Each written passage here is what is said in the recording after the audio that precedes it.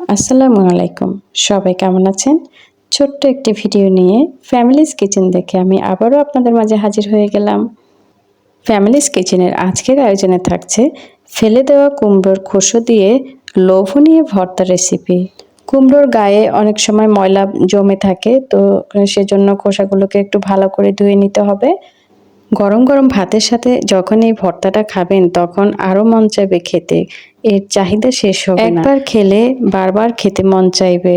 প্রিয় বন্ধুরা, কুমড়োর খোসা কেটে ফেলে না দিয়ে এভাবে যদি আমরা একটু বুদ্ধি করে ভর্তা বা ভাজি করে নিই তাহলে কিন্তু অনায়াসে আমরা পেট ভরে গরম গরম 2-3 প্লেট ভাত খেয়ে ফেলতে পারবো। তো খোসাটাকে ভালো করে ধুয়ে নেওয়ার পর আমি এখন চুলায় একটি কড়াইতে দিয়ে দিলাম, সামান্য একটু পানি দিয়ে দিলাম আর ঢেকে রেখেছি।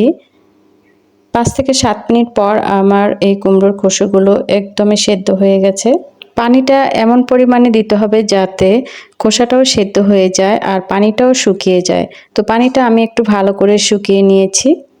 এই সেদ্ধ খোসাটা আমি এখন পাটায় বেটে নেব। আপনারা চাইলে ব্লেন্ডারে ব্লেন্ড করে নিতে পারেন। তো এখানে আমি পরিমাণ মতো তেল দিয়ে দিলাম। 2 থেকে 3 টেবিল চামচ রান্নার তেল দিলেই হবে। তো এর মধ্যে আমি তেজপাতা দিয়ে দিলাম বড় সাইজের 2টো পেঁয়াজ কুচি আর বড় সাইজের একটা রসুন কুচি। অবশ্যই এখানে রসুন কুচিটা দেওয়ার চেষ্টা করবেন। এরপর আমি ভেজে নিচ্ছি। দিয়ে দিলাম 4-5টা শুকনো মরিচ মাঝখান দিয়ে ভেঙে অর্ধেক করে এভাবে দিয়ে দিয়েছি আর স্বাদ মতো লবণ দিয়ে দিলাম। আপনারা চাইলে এখানে কাঁচামরিচ ইউজ করতে পারেন। এরপর এখানে হাফ চা চামচ হলুদ গুঁড়ো দিয়ে দিলাম। হলুদ গুঁড়োটা দেওয়ার পর বেশি ভাজা যাবে না, তাহলে পুড়ে যাবে হলুদ গুঁড়োটা। তো এখন আমি এর মধ্যে বেটে রাখা কুমড়োর খোসাটা দিয়ে দিচ্ছি। চুলোর আঁচটা এখন আমি মিডিয়াম টু লো এর মাঝামাঝি রেখে এভাবে নেড়ে দিতে হবে।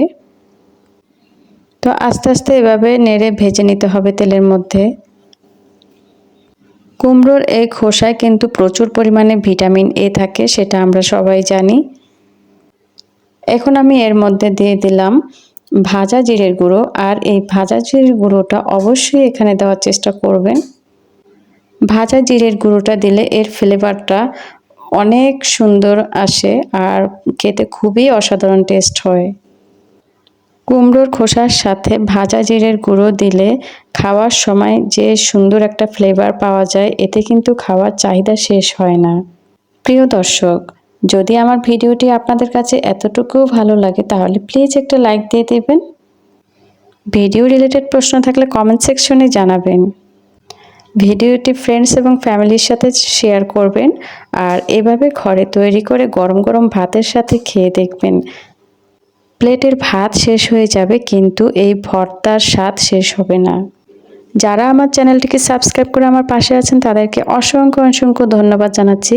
আর যারা এখনও আমার চ্যানেলটিকে সাবস্ক্রাইব করে নাই প্লিজ তারা চ্যানেলটিকে সাবস্ক্রাইব করে পাশে থাকবেন। আজকের মতো এখানে বিদায় নিচ্ছি। সবাই অনেক বেশি ভালো থাকবেন, আমারও আমার পরিবারের জন্য দোয়া করবেন। আল্লাহ হাফেজ। আসসালামু আলাইকুম।